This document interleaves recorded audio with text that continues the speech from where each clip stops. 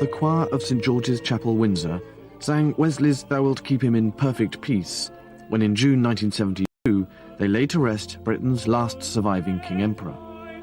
Although for the last 35 years or so of his life, he was a stranger to these shores. In December 1936, Edward VIII did the unthinkable and chose to abdicate from his throne and give up all his responsibilities for love. Now titled the Duke of Windsor, he left the castle under cover of darkness on a road that was to lead to exile. Ever since, the private details of what really occurred then and afterwards have been guarded here in Windsor Castle. Now, with access to literally thousands of documents preserved in the Royal Archives, high up in the Round Tower, we will discover the real facts behind that fateful moment in history. Apart from a set of coins, the odd souvenir mug and a few other memorabilia, such as this bookplate in the Royal Library at Windsor, there is little to show of the reign that should have been. I've often wondered about the appalling shock my great-uncle and namesake, His Majesty King Edward VIII, inflicted upon his family when he abdicated his throne to marry Wallis Simpson 60 years ago. Even today there are those who cannot forgive him or her for that. Rarely this century has any story become surrounded by so much myth and legend, engendered such deep emotions, and made or broken so many reputations. Which is why I want to discover what really happened during the many years the Duke and Duchess of Windsor lived alone in exile.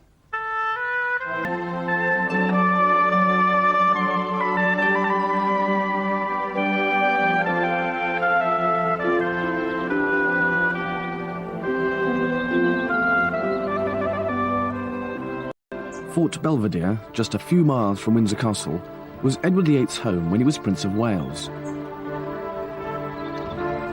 Much of the drama surrounding the uncrowned king's fateful decision took place here. I don't believe he thought for a moment that when he decided to abdicate, he would be saying goodbye to all this forever. The Duke honestly believed that after the abdication he could go away for a while, lie low and wait for the storm to blow over. And then he could return to here, pick up the threads of his old life, and pretend to be a younger brother to the new King, George VI. But he completely failed to understand the impact his decision to abdicate and to marry Wallis had on British and imperial opinion. And this was the essence of the tragedy, for it was to bring him into direct conflict with everyone, from the government to the man in the street, and most seriously of all, his family. It's difficult now to comprehend the state of shock in which the nation and empire were left when King Edward decided to abdicate, a man most people had come to know and love when he was the charismatic and popular Prince of Wales. He was born in 1894, the eldest son of George V and Queen Mary, christened Edward Albert Christian George Andrew Patrick David, but known to his family as simply David. When he acceded to the throne in 1936, he became emperor to a quarter of the world's population. But his affair with Wallis Simpson, a twice-married American, was to cast a dark shadow over all this. When the king said he wanted to marry her, Prime Minister Stanley Baldwin confronted him. A 17-year-old secretary overheard them. Baldwin was really crying, and he said, you must not go. You must not abdicate. A few hours ago, But he did.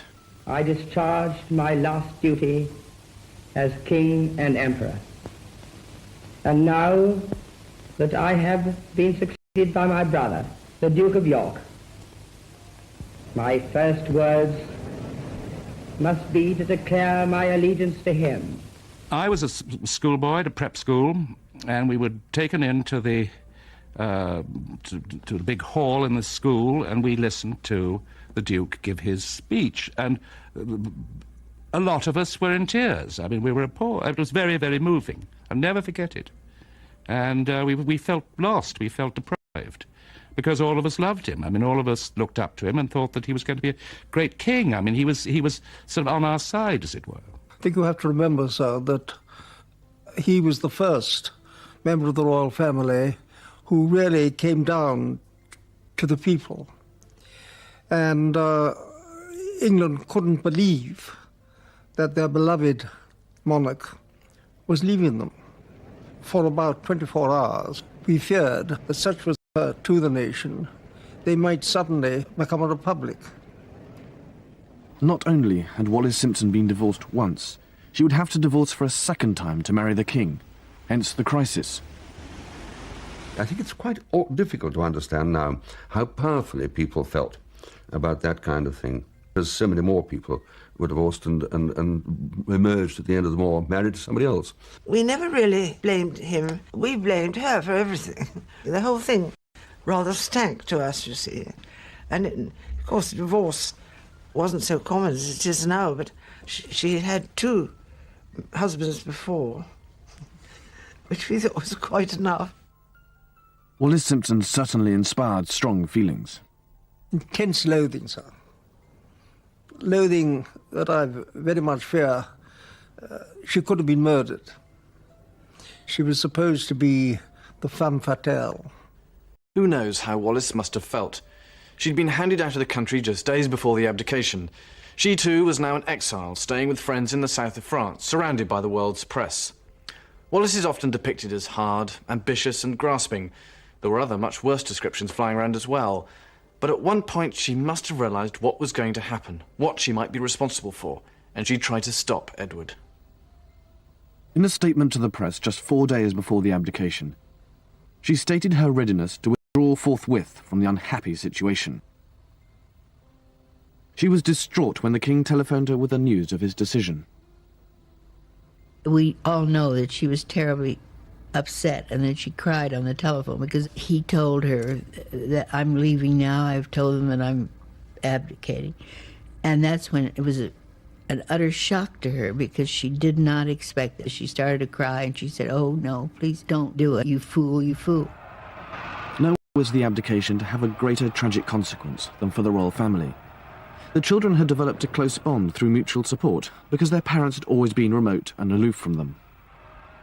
The true story of what really happened is here in the Library and Royal Archives at Windsor. Private letters, memos, telegrams, financial papers. They tell a story of sorrow and anger, romance and tragedy, and much personal pain, not only to the Duke, but also to the family he was leaving behind. Although they were stunned by the abdication, they showed genuine sympathy for the Duke. The Duchess of York, soon to become the new Queen, wrote, "We are all overcome with misery, and can only pray that you will find happiness in your new life." And from his cousin, Princess Marie-Louise, "It is impossible to express what I feel for you in this hour of such momentous decision. Goodbye, David, my dear cousin, and beloved sovereign." His aunt, the Countess of Athlone, wrote, "Now that you are leaving us all, I want you to know how profoundly I grieve and how miserable I am for you. Your decision leads you at long last out of all this tragedy to that happiness which you've been seeking and never finding these many years." That the high and mighty Prince Albert, Frederick, Arthur, George... But such private sympathies were suppressed. By the grace of It God... was totally impossible for people to react in any other way than they did. They all took this strong establishment view. What he did was unforgivable, whatever that may mean, except it does mean quite a lot. A major, visible dereliction of duty. I think as simple as that. To many, it was also a betrayal of trust. The officials of the royal household in particular felt disillusioned. Their first concern was to protect the monarchy. For that, they had to restore the public's confidence and to establish the new king, George VI, in the nation's affections, and distance the old one as far as possible. The impact of that on the brothers and family was to be profound.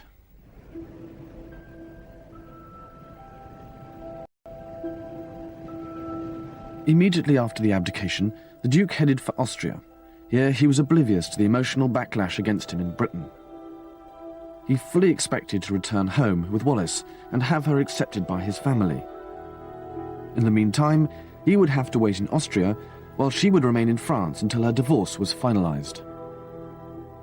The telephone was the principal means of communication, both between Britain and France. Within 3 months he'd run up a bill of £800. Although there are no records of what was exchanged, we do know that the connections were never particularly good and the calls were often strained and frequently caused much pain. He was very much the elder brother of your grandfather and your uncles. And he therefore rather felt he must tell his brother all the pitfalls and all the things he must do, which were not obviously quite well received. It was principally to end this ordeal that the king turned to Walter Monckton, a trusted friend of both he and the Duke, to act as a mediator. was a role that was to involve Monckton in a number of delicate missions. He had to go over to the Duke and say, please, is it necessary to call your brother so often? Because he was not a very strong man, and it upset him. This constant interference with state matters did nothing to improve his relationship with officialdom. May 1937 saw the coronation of George VI on the same day that had been planned for Edward VIII. The Duke was not there. He was making plans for his wedding in June and naturally expecting his family to support him on what he regarded as the most important day of his life.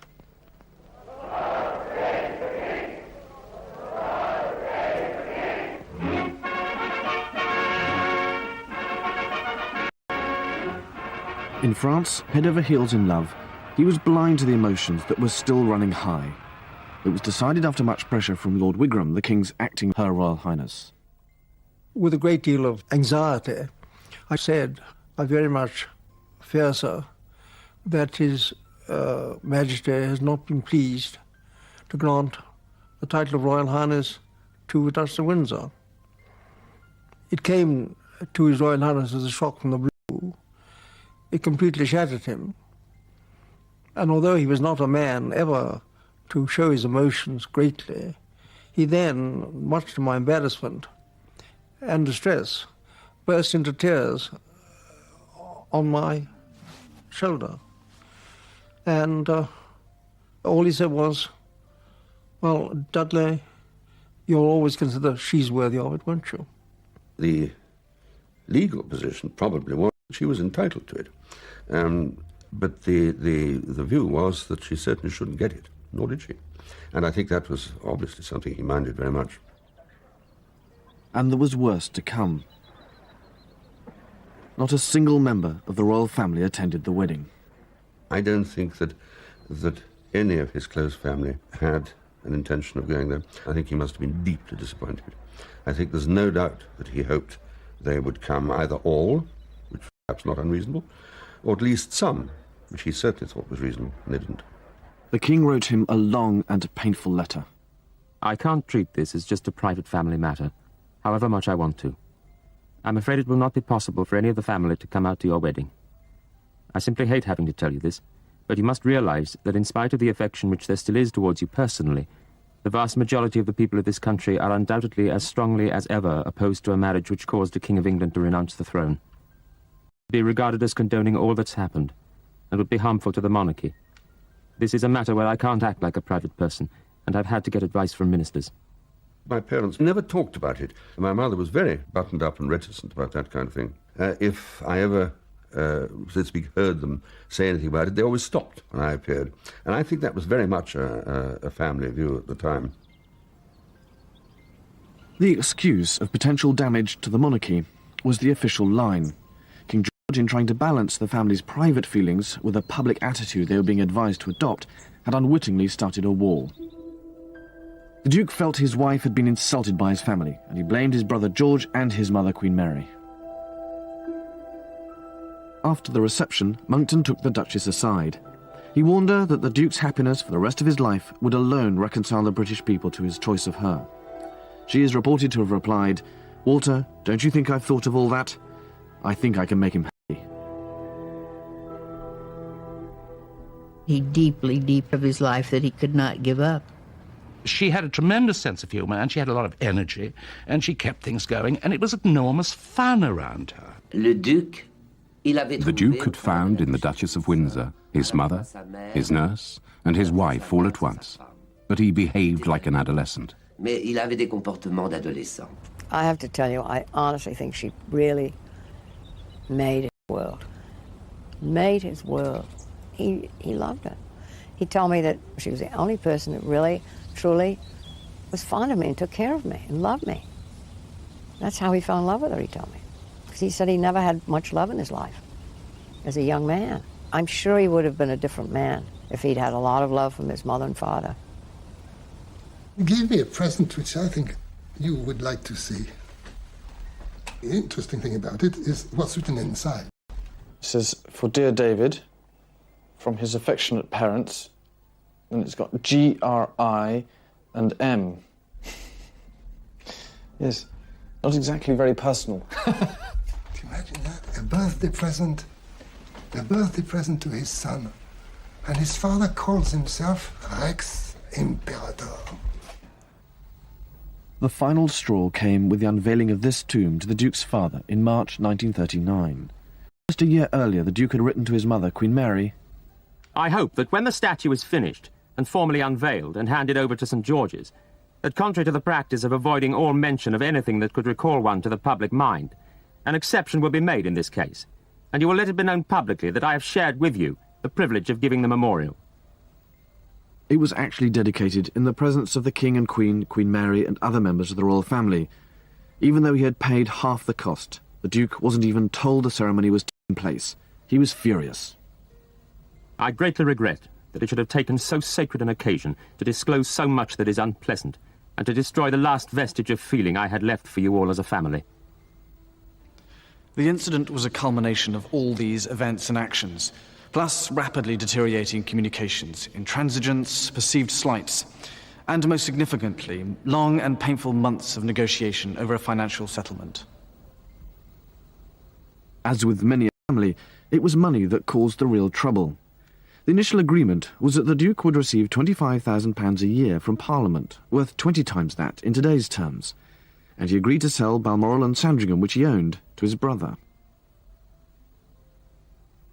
In the event, Parliament refused to pay up. Then it was discovered that the Duke actually had £1 million in the bank, worth £20 million today. And finally, they couldn't agree a fair value for the royal estates. The result was a wrangle out of his own resources, half of which would come from the sale of Balmoral and Sandringham. The whole sorry escapade left a nasty taste in the mouth.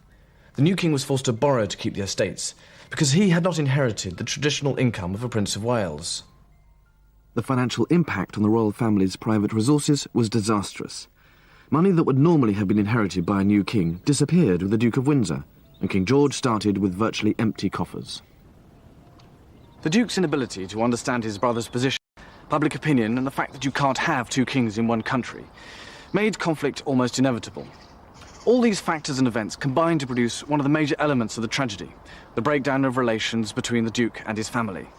They inevitably blamed Wallis, who became even more despised, which made it all the more difficult for the Duke to return. Yet, he continued to remain optimistic, especially about his prospects for a job. To those who knew the Duke well, the issue of a job was uppermost in his mind from the moment he left the country. Exactly as Monckton had feared, boredom and alienation were to become the Duke's worst enemies. The novelty of being married was short-lived, and soon he was craving for company, for political conversation and mental stimulus. It should have been in everyone's interest to keep him occupied, or at least well-advised, but nothing happened. Undoubtedly, there was nervousness, since during the short time he was king, he had acquired a very bad reputation. The red boxes that contained the state and confidential papers were often found unlocked and papers littered around his study, which gave rise to rumours that he, or at least Wallis, was a security risk.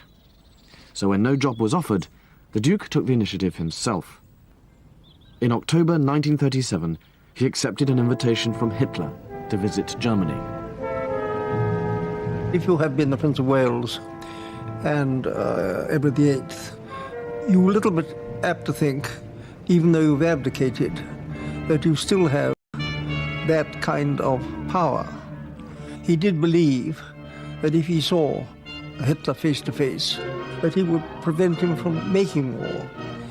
Next, it was not going to be possible for Duchess of Windsor ever to experience a state visit. On the other hand, this invitation we had allowed her to experience that.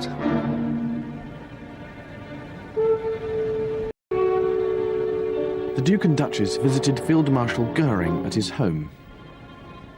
When we were touring the whole house with the Feld Marshal, we came to his study, and behind his desk was a marquetry map of Europe, with the whole of Europe in one kind of brown, and Great Britain into a lighter greeny kind of brown. The innuendo, and turned round to the Feld Marshal and said that is impertinent. Finally, the Duke and Duchess went to meet Hitler. When we arrived, to the Duke's surprise, Hitler refused to talk to him direct in German, because, of course, the Duke was fluent in it. He took great pains to put to Hitler all the arguments, which were very many, that war couldn't pay. And we were only there, I remember, so for half an hour, and he left with great distress. He failed. It was an ideal opportunity for his enemies to declare him pro-Nazi, and the image of the Duke waving his arm in the air in what looked suspiciously like a Nazi salute was to stick with him. The press has said that Hitler told the Duke of Windsor that in certain eventualities he would place him back on the British throne. Now, that is completely untrue. Had even that been said, such was His Royal Highness's devotion and loyalty to his brother, I knowing his character as I did, he would have walked out straight away in rage. It was one of those press inaccuracies that, alas, did both he and the Duchess great harm. So, I mean, do you believe that the Duke collaborated in any way or sympathised with the Nazis? No, sir. He was a very, very loyal British subject. But the visit showed a serious lack of judgment and did nothing to help his cause back home.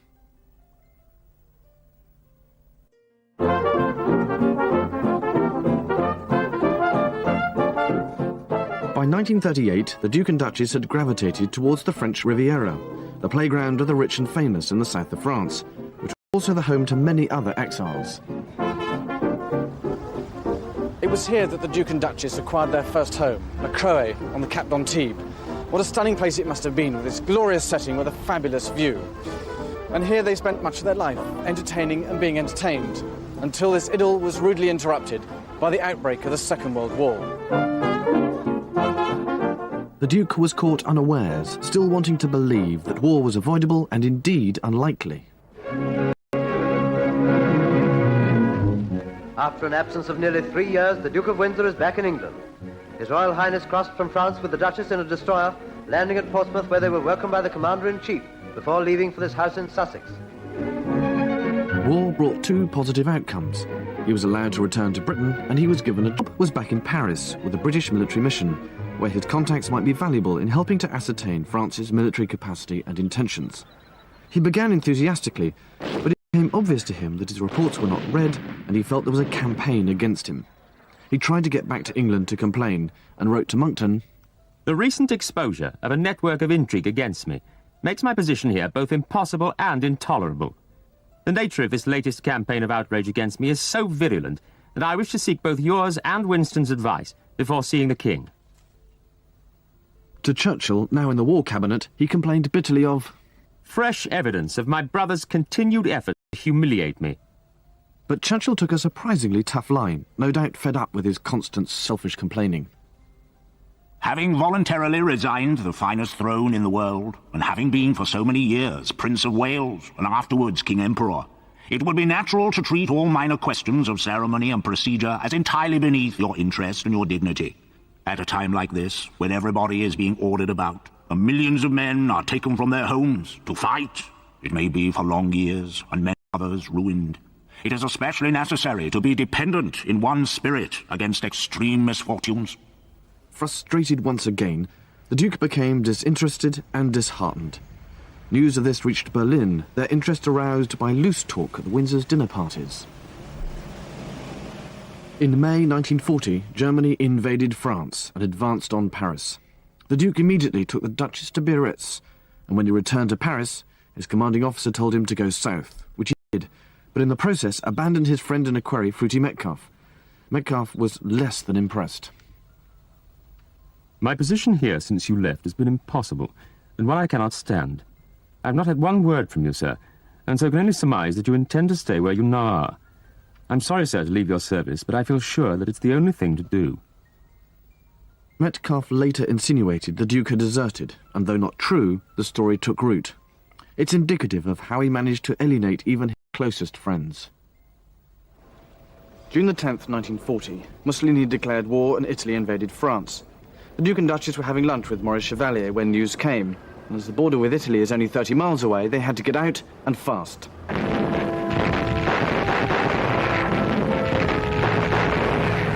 France was in chaos. Paris was abandoned and the Germans were racing south towards Bordeaux. The Windsors hurriedly packed and hid everything while making hasty escape plans for the local consul general. They decided not to make for Bordeaux, where the remnants of the British embassy were escaping from, but to head for Spain. It was a decision that was to involve the Duke and Duchess in the most bizarre episode of their lives. Recognised the Duke as the Prince of Wales who had served in the Great War and let him through. The best route was along the coast towards the Pyrenees and the border crossing into Spain. Thousands of others had the same idea. The road was packed with refugees with their possessions, fleeing from the invading armies.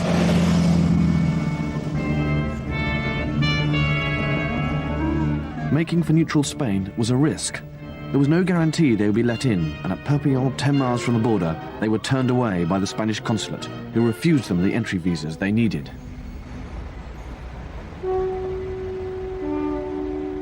All transport was at a standstill, so there could be no going back.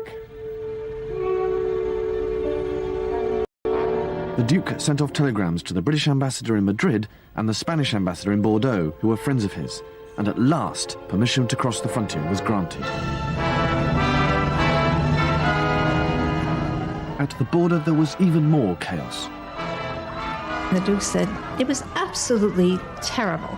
All these people with little pieces of paper in their hands were running up and saying, if I don't get across the border, I'm going to be killed. And I said, well, sir, didn't it occur to you that now you and the Duchess were not going to be killed, but these people were? He said, why? I was the King of England. After 4 days on the road, the Duke and Duchess arrived in Madrid and, with relief, made for an old haunt, the Ritz. But now in a fascist regime, they immediately became the focus of political intrigue. Nosotros con Hitler teníamos relaciones difíciles. We had a difficult relationship with Hitler because he was a difficult man. But we always wanted our relationship with Germany to be a good one. For us, of course, Germany represented an important barrier against the Russians, which was the principal reason for our friendship with the Germans.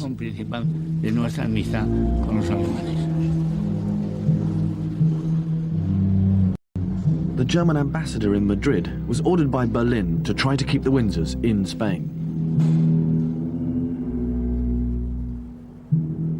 They were constantly watched by the German Secret Service based opposite the Ritz at the Palace Hotel.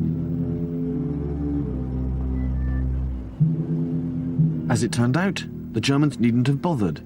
The Windsors' intention to catch a boat back to Britain from Portugal was delayed because they didn't want to be in Lisbon at the same time as his brother, the Duke of Kent, who was on an official visit. The Duke of Windsor used the opportunity to start arguing for terms and conditions for his return, but he wanted a job and official recognition of his wife first. Meanwhile, his prolonged stay encouraged the Germans to enlist Spanish help to keep him where he was, in Spain. They approached the Spanish Minister of the Interior and brother-in-law to General Franco, Serrano Suna. Franco y nosotros nos gustaba que estuviera aquí el octavo. They wanted to keep the king here, the King of England. Franco and all of us wanted to keep him here because we thought that he would be an English king more favorably disposed to Spain. No eran demasiado cariñosos para nosotros, y él lo sería. Por eso nos interesaba a nosotros. On the other hand, Hitler thought he could manipulate him like a pawn, so he could instigate revolution in England. Para ir a Inglaterra y armar una revolución en Inglaterra apoyando a Eduardo VIII contra el sistema inglés establecido. Meanwhile, in London, His Majesty's government is becoming twitchy. The Duke's behaviour in negotiating terms before he will even consider returning to England seem, under the circumstances, extraordinary. But there he is, demanding a job for himself and acceptance of the Duchess by the royal family. Churchill fires off a telegram ordering the Duke to return in no uncertain terms. Your Royal Highness has taken active military rank, and refusal to obey direct orders of competent military authority would create a serious situation. I must strongly urge immediate compliance with the wishes of the government.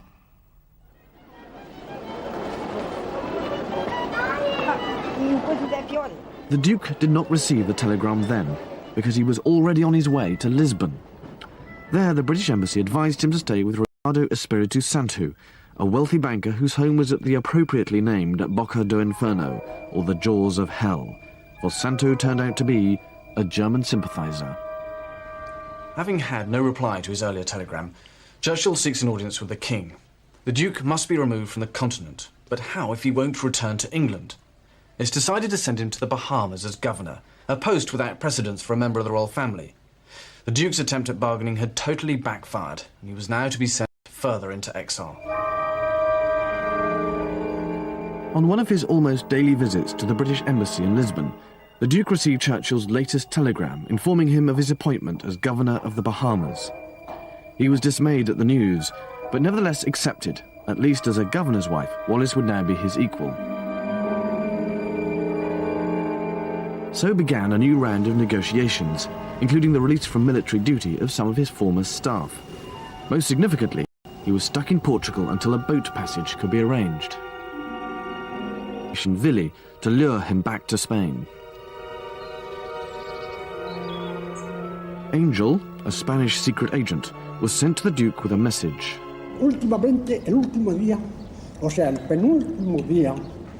I took a letter for him which was given to me by the Minister of the Government, Mr. Serrano Sunier.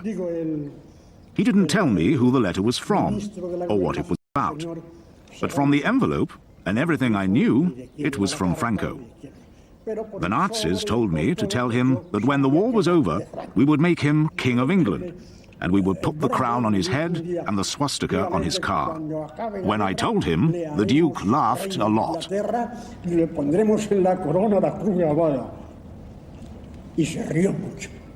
Operation VIII now effectively commences. The aim is twofold: to delay the Duke from leaving for the Bahamas and to persuade him to return to Spain.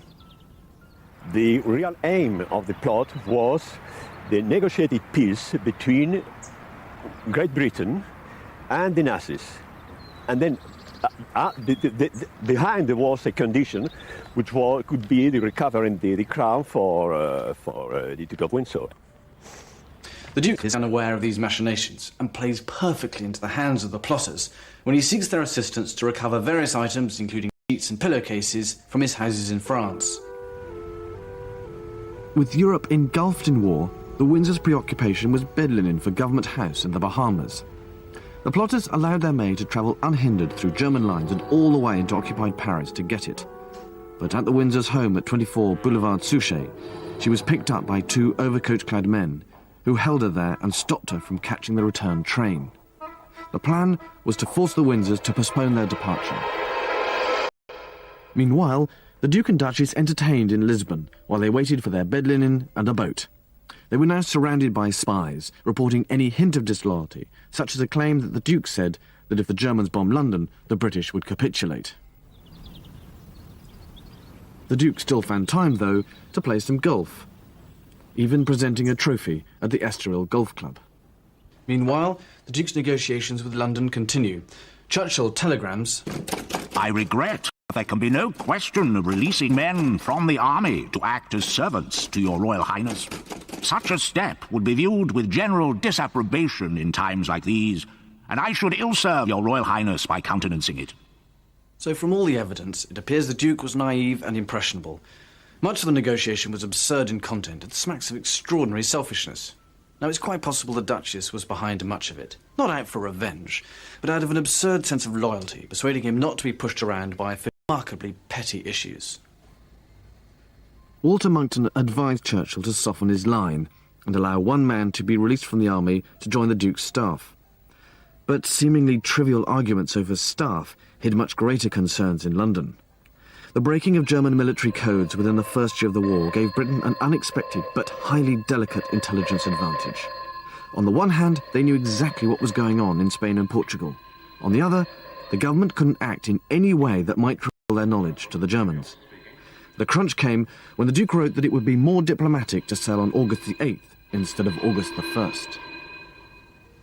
This causes real panic here, because it's clear the German plot is working. Churchill immediately sends Monckton to Lisbon on what he later describes as another very odd job. Monckton's task was to counter whatever the plotters were saying. In fact, they were trying to convince the Duke that the British Secret Service was out to assassinate him. The Germans sent a letter offering him safe passage to Spain. It was delivered by Angel. Yo ya vi que era la carta de Franco, pero The Duke, he took it and looked at it. He read it first, quickly, and then more slowly, and said, "It's too late. It's too late." bien detenidamente la cogió, la miró y dijo demasiado tarde. Demasiado tarde. In a last desperate bid, the plotters tried new tactics.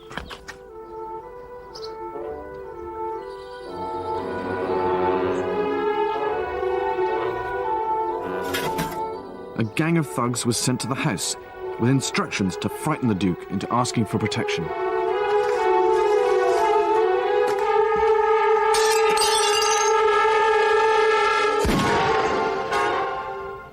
He did persuade the Duke in the end, but it was very hard. He had to almost walk up the steps to the ship to get him on. He thought of every excuse, you know, and couldn't he come back and do some work in England? Couldn't he? To just be something to help the war effort. And my father had to say no. At 6:40 on the evening of August 1st, the SS Excalibur sailed from Lisbon, with the Duke and Duchess of Windsor safely on board and en route to the Bahamas at last. There is no doubt that in London the picture created by all the intercepted messages between Germany, Spain and Portugal must have been deeply worrying. On their evidence alone, it would be easy to brand the Duke a traitor, if you disregard the fact that they were written to cooperate with the Spanish and the Germans. Of necessity, when it was strictly necessary, not of his own free will. He thought, like many English, that the war was lost. And for the sake of England, he maybe was looking for a negotiated peace with the Germans. I think he never tried to cooperate with the Nazis, and of course he never tried to become the British Pétain. The Duke had been badly treated in England by his friends and family, and by everybody, because they couldn't understand him. He was a man who said to me that for him there was only one thing in the world. For him, life began and ended in England. The extent of Operation VIII first became known just after the war, when some German Foreign Ministry documents known as the Marburg Papers were captured. There was immediate speculation about the Duke's willing involvement in the plot, which he swiftly denied. But the allegations that he collaborated with the Nazis, or even considered betraying his country, continued to be made. There are even claims that secret documents pertaining to the Duke's association with the Nazis were removed from Germany on the express orders of King George VI and have been destroyed or buried somewhere. In fact, they were all private family letters between Queen Victoria and her eldest daughter, who'd been married to Kaiser Frederick. The concern was that they might be looted. None of them was dated after 1901 and certainly don't refer to the Duke of Windsor.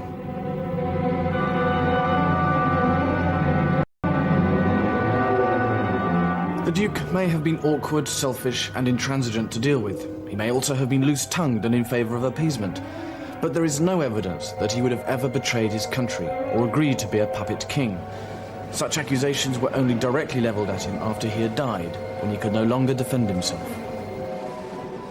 Being sent to the Bahamas for the Duke was like Napoleon being sent to St. Helena. It was, for him, the equivalent of being sent into exile.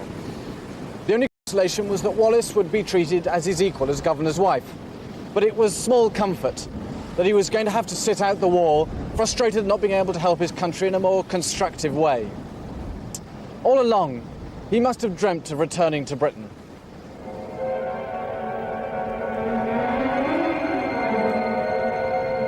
What life when you've been king of a large country? I mean, how could you own practically half the world and then suddenly be told you're going to look after a tiny, tiny place at the Bahamas. I mean, he thought it was terrible, but my father was pleased because he was worried that the Duke might easily be shot or caught or anything might have happened.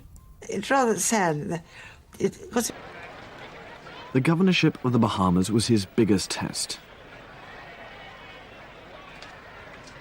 The impression he created would be vital. I first met the Duke first on board the yacht Southern Cross, which belonged to a Swede who had loaned his boat to bring the Duchess. She had a toothache and she never liked to fly, and so she came in this yacht, which was very, very comfortable. The Duchess and I are naturally very glad to set foot in America again, although it is pretty tough on her to have to undergo a dental operation. I remember very distinctly a very small, very sunburned little man said, "Ah, you're the consul from Jacksonville. How very good of you to come on board," you know. And I was quite disarmed by this approach. He had tremendous charm and charisma. I thought he did a very fine job as the governor. He didn't spend an awful lot of time in the office, but he didn't like the office. He didn't like paperwork. But he was very popular with the Bahamians. I mean, obviously the big question is, if he did well as the governor of the Bahamas, why was it that he didn't get a job after that?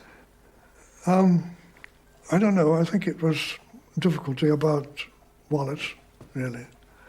She just didn't fit in somehow. The Windsors' friendship with Swedish financier Axel Wenner-Gren was another cause for criticism. Suspected as pro-Nazi, he was blacklisted by the American and British governments, although the accusation was unproven. And then there was another major setback. He had an appalling accident, let's face it, in the Bahamas, when this very visible murder of a very known citizen was there, and that can't have been easy to handle, and possibly wasn't well handled. The Duke's reputation as governor was almost destroyed by the lurid murder of Sir Harry Oakes, who was found battered to death in July 1943. The Duke made the mistake of summoning help from the Miami police, who bungled their investigation so badly that no murderer was ever convicted. I think that was a minus mark, not a plus mark. And I suppose the establishment, who decided or recommended people for the rather important kind of job he might have had, I suppose they were not only doubtful about him, but they were more than doubtful about her. They didn't like her. They didn't fancy an American voice as one of the voices of this country. The 20,000-ton American troopship Argentina, as I saw her anchored in Plymouth Sound, within sight of the shores of Britain. Aboard her were the Duke and Duchess of Windsor on their way at home. In answer to a question I put to him, the Duke said, "I'm coming back to England in the early part of October." At the first opportunity, once the war had ended, the Duke resigned his post and made his way via America back to Europe. His dream was probably to return here to his beloved Fort Belvedere, his former home and the place where many of the crisis meetings prior to the abdication took place. But this dream, along with his hopes of a job and acceptance of his wife by his family, were to be dashed. The Duke has made it plain that the present move to Paris has nothing permanent about it. He is set on bringing his wife to his homeland and to a home of their own. The Duke's expectations remained wildly over-optimistic. In reality, he was never to see Fort Belvedere again. And it was to be a few more difficult years before he became resigned to the inevitable, that he was not to be given a job, that his wife would never be accepted by his family, and that he would not be allowed to live in Britain permanently. In the end, he accepted that he was an exile. As it turned out, once they became reconciled to this fact, the Duke and Duchess set about creating a lifestyle and image that was to make them one of the most alluring icons of the 20th century.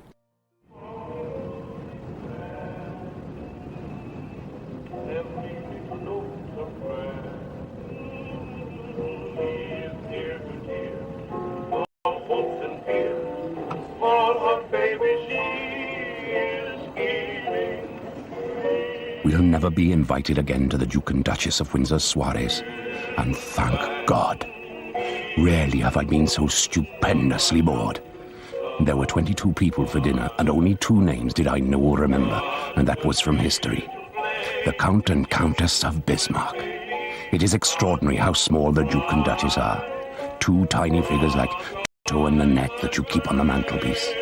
Chipped around the edges. Marred royalty. Charming and feckless. At one point I said to the Duchess, "You are, without any question, the most vulgar woman I have ever met."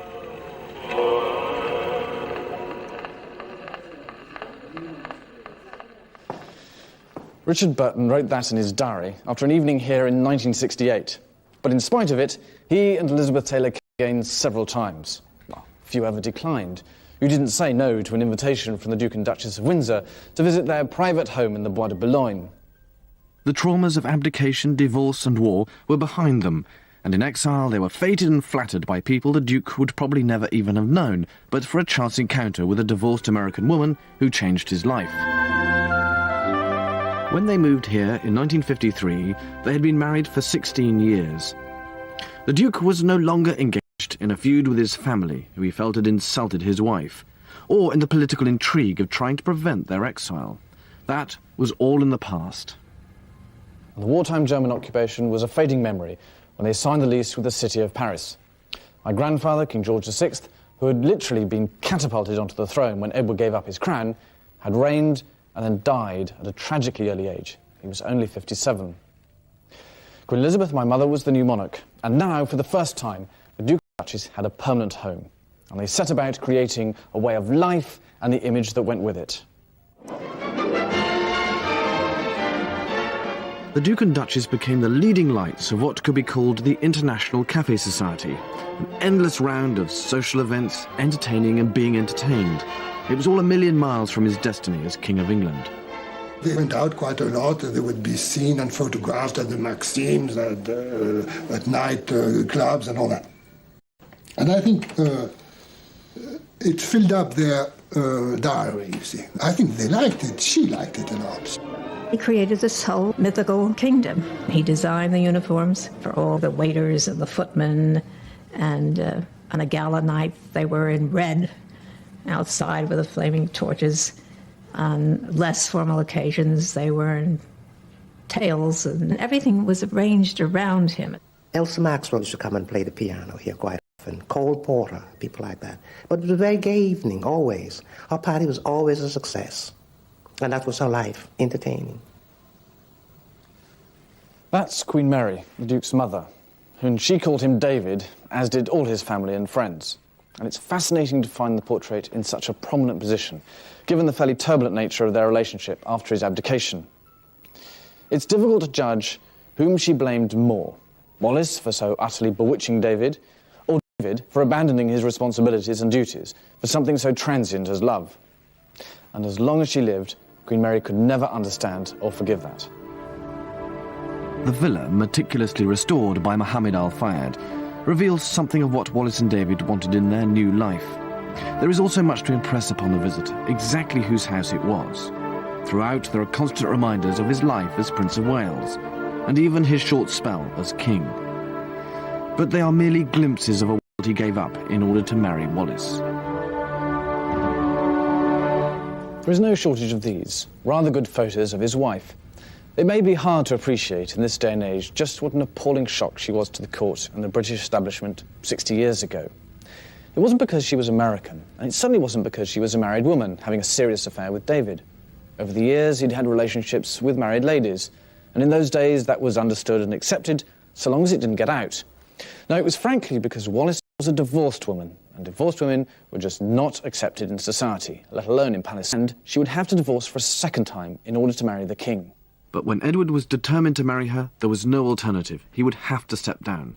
Poor Wallis. She was hounded out of the country, despised and blamed for the abdication. The effect on the country was massive shock and a sense of betrayal for which they never forgave him. His frustration at not being allowed to return to Britain and his inability to understand that his wife could not be accepted by his family led to a bitter feud, most especially with his brother. But by the time they came to live here in Paris, all that was in the past, though the emotional scars carried by everybody involved were still very tender. There obviously was opposition to him being given a job, which probably would have been out of the country, almost certainly, either as a roving ambassador or as a governor or whatever it might have been like that. Any of those things might have worked. And I suppose they do rather go together. Because, of course, here, in this country, he would have I imagine, have been very much in the position of a private citizen, even if a highly connected one with a very visible past. The Duke would often say to me, "Joanne, you have no idea of what I gave up." I really didn't.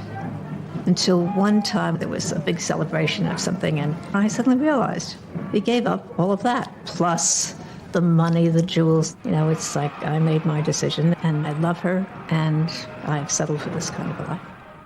And it was a relaxed life in the villa in the Bois de Boulogne.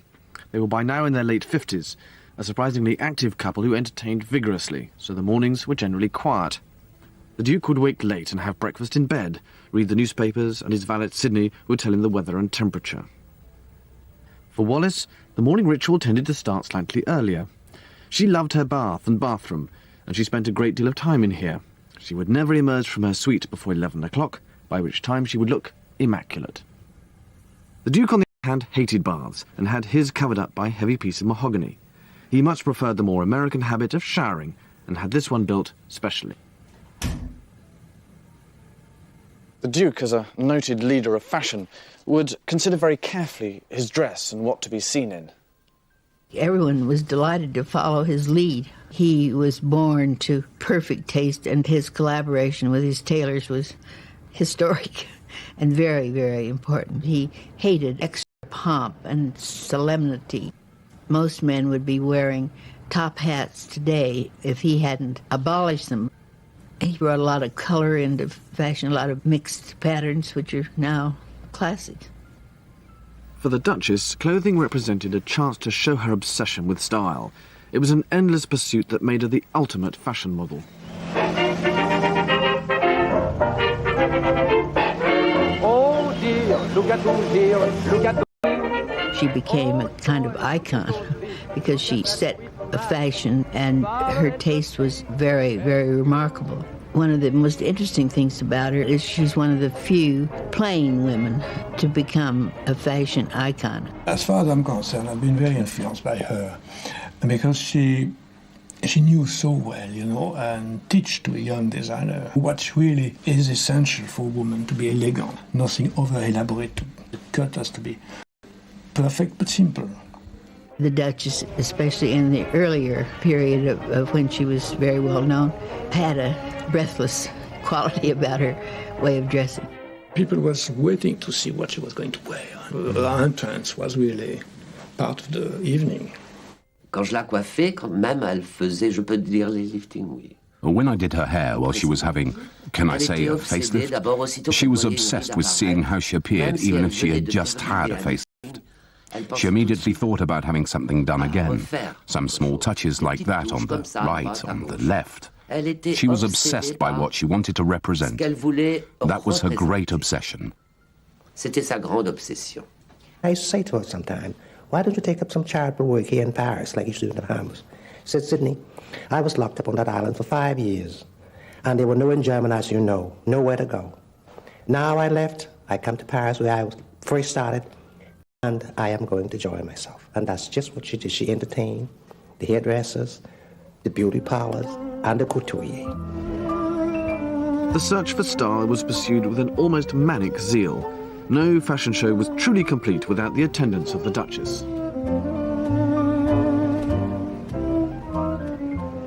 With all the important decisions safely behind them, the Duchess might spend the morning dealing with the staff and perhaps working on the menu for a forthcoming party, while the Duke got down to his paperwork, usually in here. He opened the mail, did the checks, checked the accounts. And he wrote letters, social and business ones. But he no longer wrote with anger and frustration as he had done in the first years of his exile. And so the day would pass. After a light lunch, perhaps a nap. Maybe a chat to a friend on the telephone, or a romp with the pug dogs in the garden. And then tea.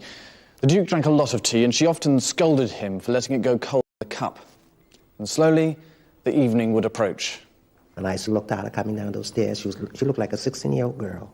And I used to bow to her. I said, how beautiful you look. She would say, thank you. She'd come in. She'd say, everything is perfect. She'd walk on the terrace and see all the candles and the trees were floodlit. She said, Denny, make it a beautiful night tonight. In everything they did, there was an extraordinary attention to detail, a clever mixture of British tradition with American... Always very agreeable light. No bad face. You started courting to the Duke of Windsor and the Duchess. You had a drink, a quarter of an hour, 20 minutes, not more, with Sydney, with a beautiful red coat. They brought him from Bahamas. And tiny, tiny appetizer, and champagne, and what you want for drink. But not more than a quarter of an hour, 20 minutes. And then on to the dinner, because the Duchess said, the dinner can't wait for the guests have got to wait for the dinner. If you want good food. Believe it or not, they wore evening dress for dinner every night, whether there were guests coming or not. The Duke, who was always first to be ready, would be waiting for Wallis to offer his arm and escort her to the dining room. Often, she was late, but he always remained just here, waiting. Sometimes it looked as if she might never come, and after a while, a servant would bring a chair, and he would sit, smoke a cigarette, and weep. When they tired of Paris, they travelled in style. Their faces were in all the papers, the very embodiment of the international jet set. Biarritz, Antibes, Palm Beach, the Côte d'Azur. Glamorous roles in movie-star settings. In fact, anywhere but Britain. After a while, there was nothing really much for them to do, except that they couldn't go to England. They didn't want to go to England. And it was probably a better idea that they didn't go to England. And where else to come? But they'd met a lot of sort of cafe society people who came over to Paris and who dined with them, and then they would return and everybody gave dinner parties for them, and then the circle grew larger and larger, and that's why they started coming over in June.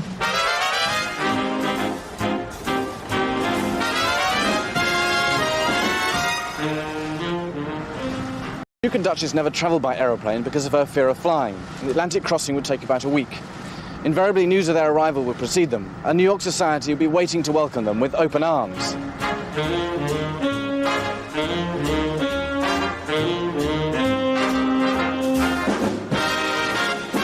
Even in those days, New York was a city of skyscrapers. It was a hustling, noisy place. So just what exactly was the attraction for the Duke and Duchess? Why did they make this annual pilgrimage? Did they feel they had something in common with all those emigrants who'd flocked to the New World? And if so, why didn't they stay? Or was it something else? Before they arrived, everybody knew that they were coming. And they brought a great deal of energy with them. For instance, in the shops, everybody wanted to decorate. Both the Duke and the Duchess were very sensitive to what was beautiful, well arranged, well presented. And everyone wanted to be ready in case they would have to visit the Duke and Duchess.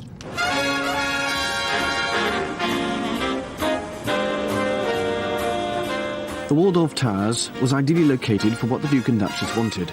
Here in the heart of Manhattan, they had easy access to the fashion shows, the shopping, and the parties. Everybody was happy, and then the telephone started ringing and never stopped ringing.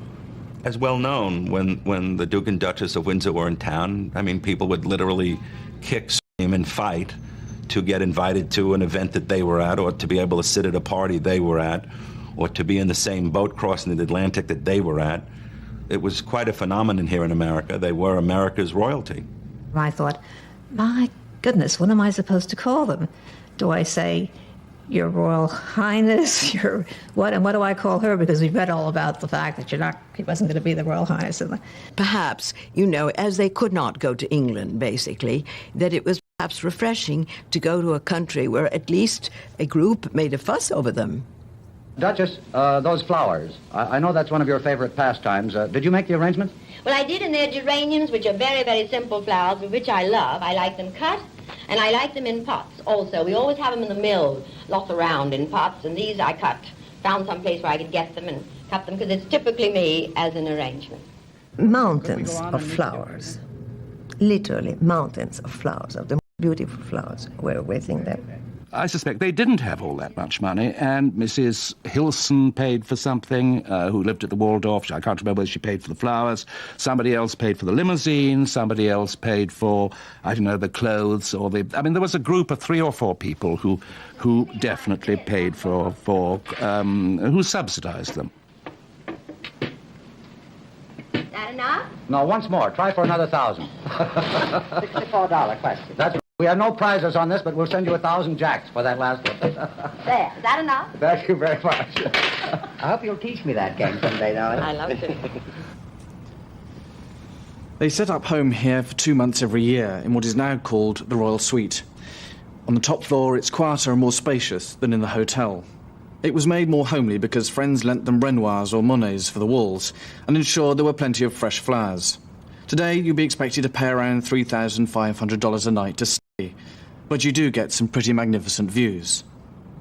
We kept rotating pictures around, and I recall a Renoir, a Pissarro. I mean, they were very good paintings, maybe not the top of the line for the whole collection, but, you know... On an extra fortnight, as they sometimes did, one or two of these people, one in particular, used to get quite angry, and because it meant that the limo or the flowers had to be paid for another 2 weeks.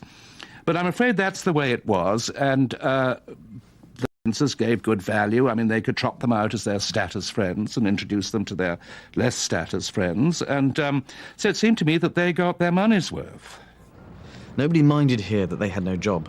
They were accepted for what they were and allowed to do what they wanted. They had a number of good friends here, and there were no restrictions on them. All of which is why I think America was an escape for them, an escape from the feeling of exile which dogged them in Europe. However, there was a penalty to pay. They would have to mix with people that they may not naturally have chosen to be with. They constantly had to be the leaders of style and fashion, and it was an incessant round of socialising. There was a couple, Bob and Ethel Scull, who had a fleet of cabs. And I'll never forget a dinner given by some nice, rich friends of the Windsors who used to look after them a bit. And we were all there on time, and the Windsors were announced, and we all got up except for Mrs. Scull, who sank back into an armchair. And when the Duke and Duchess came round to be introduced, she held out her hand to be kissed by the Duke, who, being extraordinarily well-mannered, took it and kissed it. But the Duchess hissed so that we could all hear. The cheek of that bitch. Both the Duke and Duchess preferred small dinners. Their great pleasure was 6 for dinner. The Duchess wanted to keep the dinner very informal and relaxed. To start, they would have a cold soup or consommé, and then it would be this wonderful sea bass with cucumbers in a very light cream sauce, or a roasted chicken with herbs. Then to end, we would have the rum and resin ice cream, which was the Duke of Windsor's favorite. His Royal Highness was not really always so keen about going out. The Duchess liked to go out, to see people whom she knew, whom they knew. Also, she always thought about entertaining the Duke. And she was afraid that if he would stay home too much, too often, he would possibly get a little melancholy. And once he was on his way, he was happy, but to get him on his way was not always what he had wished. The Duke had this habit of talking German, and I don't know whether it was after, it used to be towards the end of dinner, and he would suddenly turn on some nice lady occasionally and start talking in German, which didn't go down too well, and he would start saying, but this is meine Muttersprache, he'd say, my mother tongue. He came to life at these. He liked sort of cafe society life. I mean, New York being the capital of cafe society, I mean, that she flourished. I mean, she came into her own in New York, whereas she didn't so much in Paris, I feel. And she had a ball, I don't think he did. The Duke was devoted to the Duchess, but not to all her friends, especially when stories appeared in the gossip columns about a liaison with a notorious socialite, Jimmy Donahue. He's somebody who degraded people, and I think that he liked the idea of having an affair with the Duchess. It was a feather in his cap.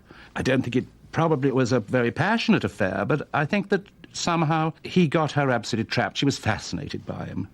And also what she liked in New York was going out on the town. He liked to go out on the town. So, I mean, they would spend... What she needed was a companion to go to nightclubs and to sit around in Morocco, wherever it was. And he was perfect for that. And he was very funny. I think that at some periods, life became so dull that she really needed somebody who was going to amuse her.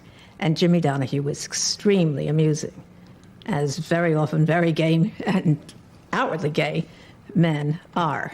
I mean, for instance, I remember one time when somebody asked Jimmy Donahue what the Duchess was like in bed, and he said, "My dear, was like going to bed with a very old sailor. A much publicised show of affection brought the affair to an end. The Duke, on the other hand, had an affair of a very different kind, with money. The Duke most afternoons would come up at 4 o'clock and he and Nate would discuss his investments and his portfolio. And I don't know whether I should say this or not, but it was $10 million, which is not what a king has to live on. There was a lot of discussion about their getting everything for free and they didn't pay here and they didn't pay there. But Nate checked with the Waldorf and they said he paid weekly, right on time. They never tried to get anything for nothing. One evening, the Duke approached my husband and says, "Now, Monsieur Masson, you have to explain to me why my checks are not cashed." And Charles says, "Yes, my wife kept your checks." And the Duke paused for a while and said, "Well, they have to be deposited." So Charles says, "Is it a royal command?" And the Duke said, "Yes, it is." Wallis adored jewels. She was very knowledgeable about them, and during the 36 years of their marriage, the Duke must have spent hundreds of thousands of pounds buying them for her. Some came from here, Harry Winston's place on Fifth Avenue. From this house, they preferred the fabulous. In fact, their first purchase was a pair of yellow pear-shaped diamonds. They were approximately 45 carats each, and they were mounted as clips. And when the Duchess received these diamonds, one wonders if she might have said the same thing when she first saw the Duke. And I have worn them twice, and they have caused a sensation. The Duke was brought up with this. He was used to women wearing this kind of thing. He took it as just second nature. And I imagine that he wished his wife to have that. Wallis became associated with jewellery more than probably any other woman this century. On one occasion, she asked Winstons to make up a necklace from a priceless collection of jewels purchased in India from a Maharani. These were among the most spectacular probably ever conceived, with 700 or 800 carats of beautiful emeralds, rose diamonds, which are old cut diamonds. And Mr. Winston took these and created necklaces out of them, which the Duchess of Windsor fell in love with. Well, the first time she wore them at a ball in Paris, one of the Maharanis said, "What's the big deal? I used to wear those on my ankles." And it was right after this party, in fact, I would imagine before she got in the car, the Duchess of Windsor took these off her neck and never put them back on again, refused to wear them. New York seemed to suit the Duchess's interests far more than the Duke. However, for him, the real attraction of America was the opportunity to get business tips on his investments and the sport. But for that, he had to leave the city.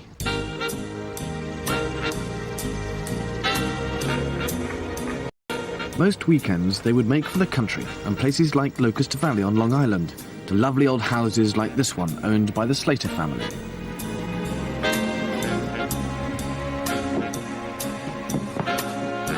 There are still lots of reminders of their stays here in what was the Duke's guest bedroom, and there's a feeling of informality and peace in this house.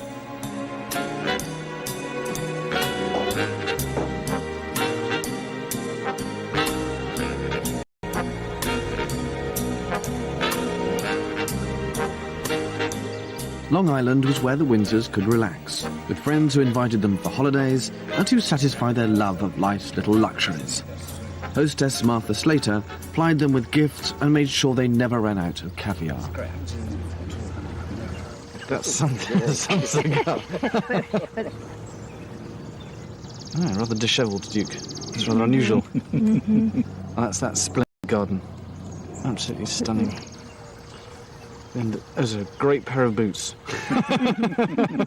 And that's shooting here, is it? What would Yes, down Tallahassee, Florida. Yeah, in Florida. And that's CZ Guest. Right. I think he loved to reminisce, especially with me, because he knew I loved to hunt so much. I know he loved riding. And when they come in January, they go to Horseshoe Plantation, Mrs. Baker's shooting place, for 2 weeks. Then they'd come to Palm Beach and maybe stay with us for a week, and then move to our house. It was very well organized. They slept in the same bed every night, and they used to have little giggles to each other.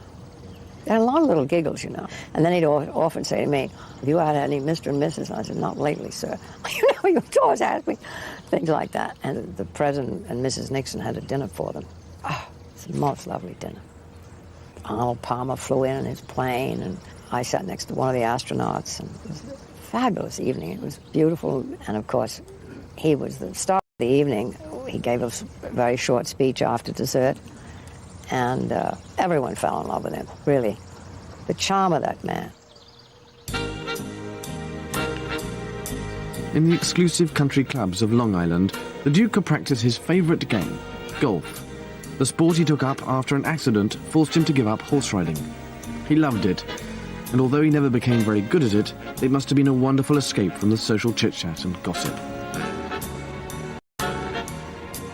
They were literally the king and queen of America's cafe society and were treated as stars.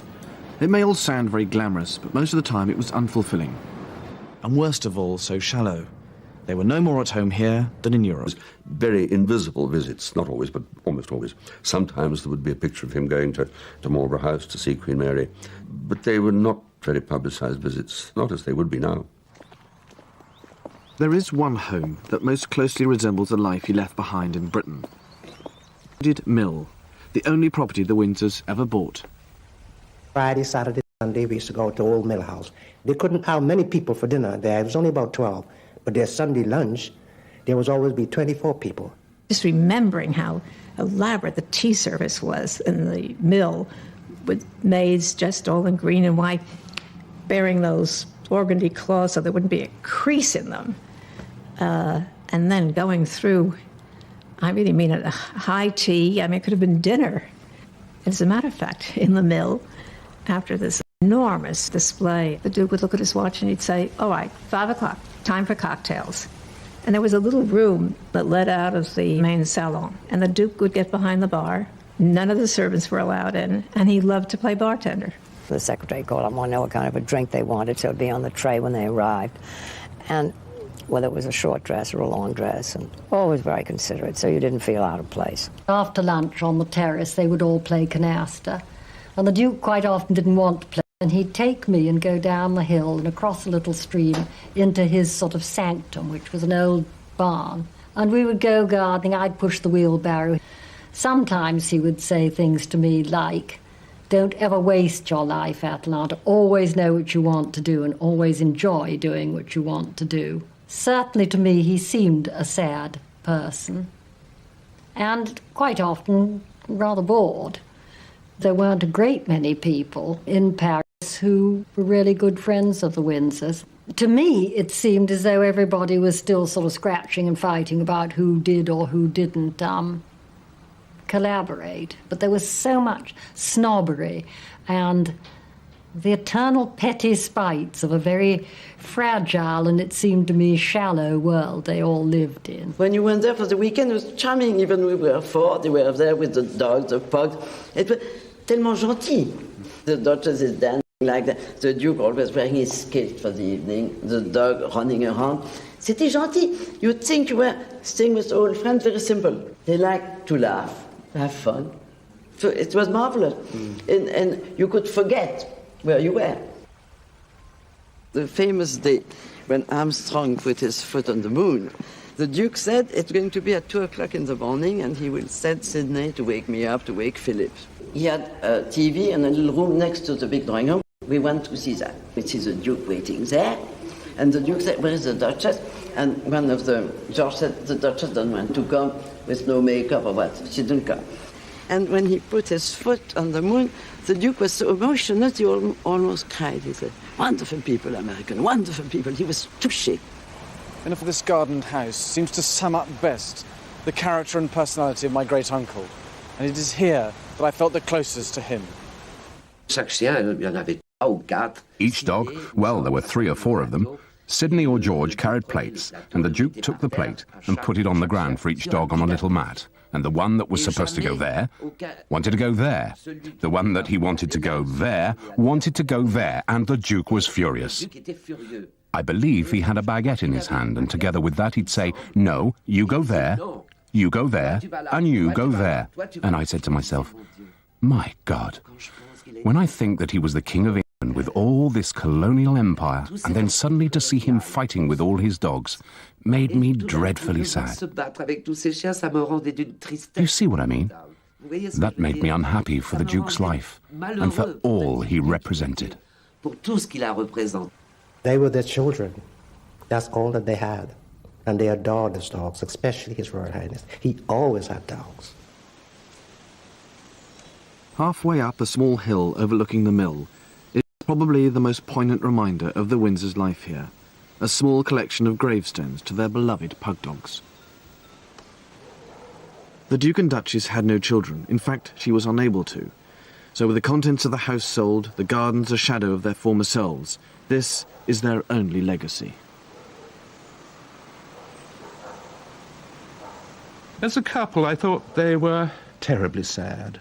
I thought that he occasionally looked come into his eyes of such melancholy that he'd given it all up for this terrible second-rate life in this or that city in Palm Beach or New York or wherever it might be. And I think he realized that he'd made a mistake. He'd committed himself to her, and to that extent he was a marvelous husband to her. But I would think that this was largely good manners, and there was something tragic about the relationship. She seemed to be perfectly happy about everything, but even she must have had moments of remorse. I think she really meant it when she said she didn't want him to give up the throne, because I think she realized what was going to happen, but I don't think he did. But he certainly came to that realization. I asked him if he regretted what he did. That's all I said to him.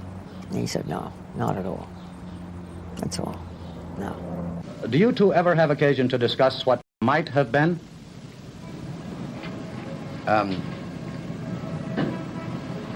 Mr. Murray, I think you must be referring to the events of 1900, the crucial events in my life and since that time.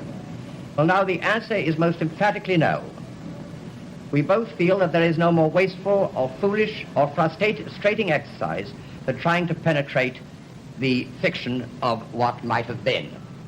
There they were, like Becky Sharp, really, at the end of Vanity Fair. I mean, condemned to lead this sort of terrible life from one pleasure place to another, not clearly really having a very good time, and not having really old, dependable friends. The late 1960s was a turning point for the Duke and Duchess. The gradual reconciliation with his family was acknowledged when they were both invited to the formal unveiling of a memorial plaque to Queen Mary in 1967. By now they were in their 70s, and it was also the beginning of the end. A series of illnesses and operations afflicted the Duke, and the last and most serious being the detection of cancer. It was pretty easy to detect a tumor on his tonsil, on his left tonsil. It was a cancerous lesion, which very quickly got out of control. It was beyond any surgical attempt. Nothing could be done. He knew that he had cancer of the throat, but he never complained. He was really very, very sick. And that's when Winston called up Dickie Mountbatten and said perhaps the Queen should know how ill he was. I don't really think, to be fair to the Duchess, I don't think she had a clue how sick he was. Because about 3 years before, she was really losing her memory very seriously. And the Duke talked to Winston and I about it, and he didn't want anybody to know. She was very feeble, and maybe this affected her memory. He was devastated at the thought, always thought, what will happen if I should disappear first? He knew that she would be very vulnerable, and that there would be a lot of vultures around. In 1972, Queen Elizabeth was due to make her first state visit to France. The British ambassador, Sir Christopher Soames, was desperate that nothing should go wrong. He contacted Dr. Tain.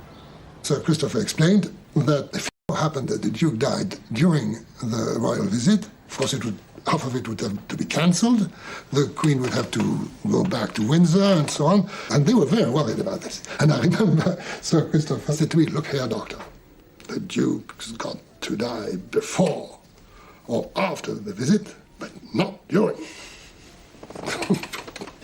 What can I do, sir? Despite his illness, the Duke was determined to receive the Queen at the villa. Elaborate preparations had to be made. Our first idea was to invite Her Majesty to come to see her uncle in his bed, but the Duke said, no, this is not convenient. So we set the IV drip and the tube was coming out of his shirt at the back there. Where I am here, you see, and the flask containing the serum was hidden behind that curtain here. And it worked well. You couldn't see a thing when you walked. But then the unexpected thing happened. He wanted to stand up when the Queen came in. That was not foreseen at all. I thought that was really something. He could hardly stand up, but he wanted to greet the sovereign. After the visit of Her Majesty, the Duke's deterioration was rapid. That morning he sat down and he took up his pen, but he couldn't write. "You probably are weak." I said, "You haven't eaten for so long. Why don't you let me go get you some Finn and haddock and buttered eggs? That's your favorite breakfast." Sidney said, "That is far behind me now. I tell you what I like to have. I like to have some fresh peaches and cream." And I fed him, and I put him back into his bed. The little dog was on the bed with him. And when I came in at about 6 o'clock, he was still sleeping. And I said to Royal Highness, "His Royal Highness is resting very late this evening." She said, "Sidney, don't worry. Leave him. He's tired. Let him rest." And about 8 o'clock, I came back. The little dog jumped off the bed, and he ran into the boudoir, and he jumped on Her Royal Highness' lap and never came back. And I said, "This is very strange." I didn't say anything else. I stepped out of the bedroom, and that very night, His Royal Highness died.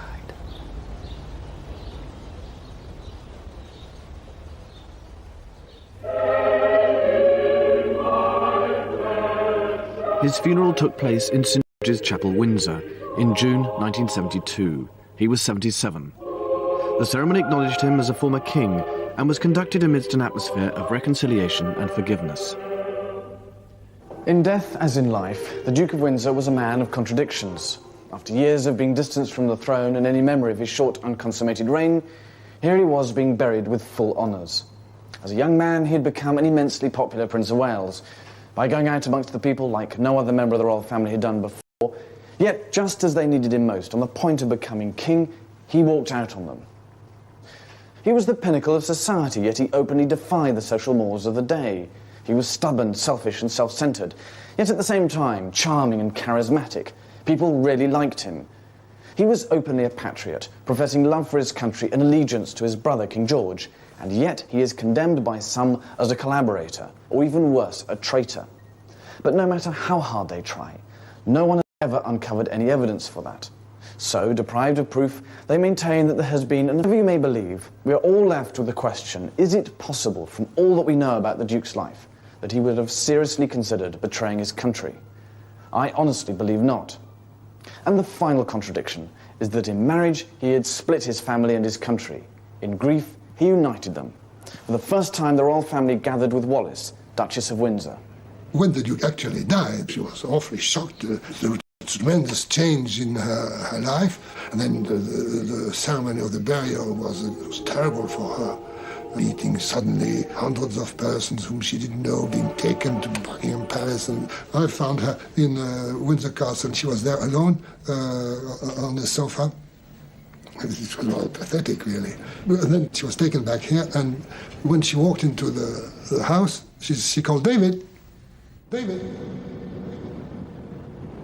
Je crois qu'elle a peut-être un peu commencé à boire. I think that she began to drink a little after the Duke's death. She found herself with a lot less invitations and even made phone calls in order to get invitations. You see, it was terrible. C'était terrible. Everything I heard was as if she was surrounded by a sort of wall of silence. I called George, and I told George I wanted to come out to see her. And he said, of course. And I said, please be down at the gate and let me in. And I think they were dying for me to come. So I went. And it was just the saddest day to see that house, because a lot of the things were missing. This poor old lady, a prisoner in her own house, she didn't know who she was or where she was, really. She recognized me immediately. She told George, we're going to have a dinner party tomorrow night for Mrs. Ernst. I know. That was... But she was in bed. Very, very old. It was over for her.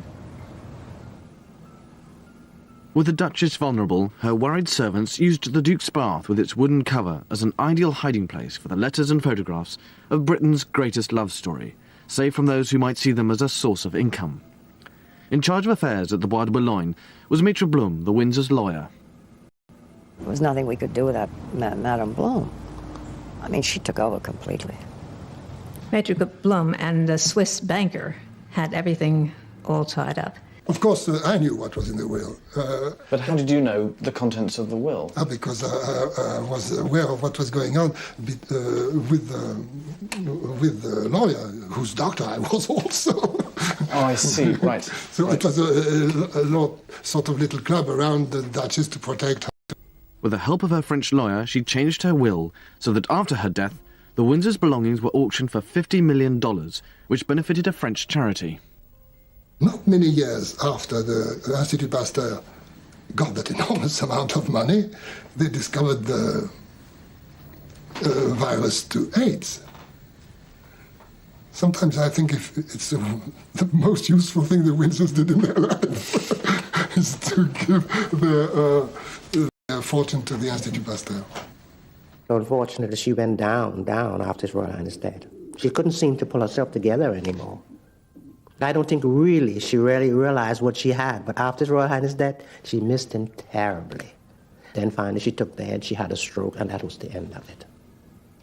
She never regained any conscience after. She just lied there and suffered for 11 years. The great love affair was ended, it was finished.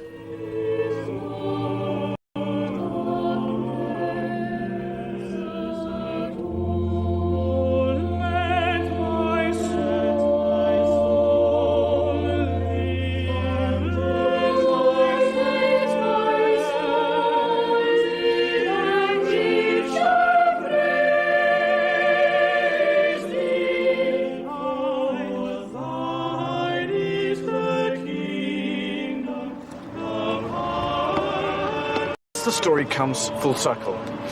It was from Windsor that the Duke started on his road to exile, and it was to here he returned 35 years later to be buried.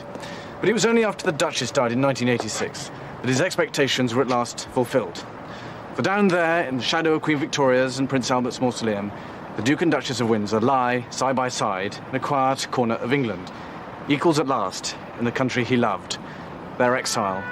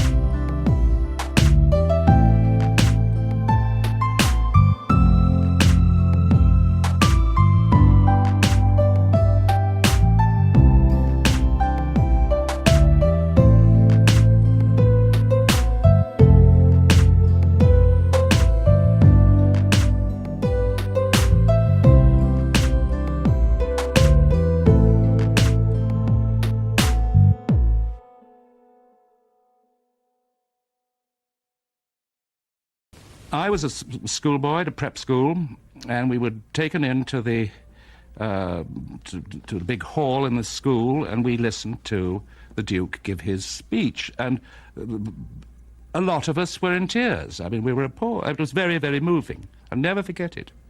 And we felt lost. We felt deprived, because all of us loved him. I mean, all of us looked up to him and thought that he was going to be a great king. I mean, he was sort of on our side, as it were. I think you have to remember, sir, that he was the first member of the royal family who really came down to the people.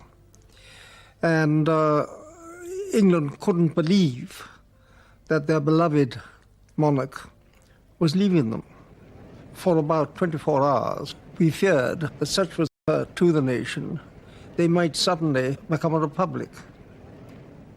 Not only had Wallis Simpson been divorced once, she would have to divorce for a second time to marry the king, hence the